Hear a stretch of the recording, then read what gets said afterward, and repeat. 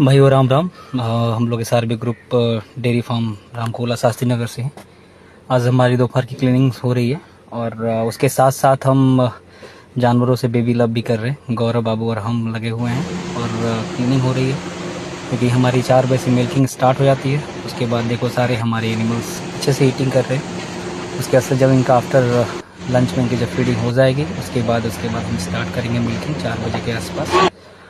अभी सारे जानवर आराम से कर रहे हैं और देखो मैं अपनी फार्म में सफाई कर रहा हूँ। तो क्लीनिंग बहुत ज़रूरी है हाइजीन मेंटेन करने के लिए।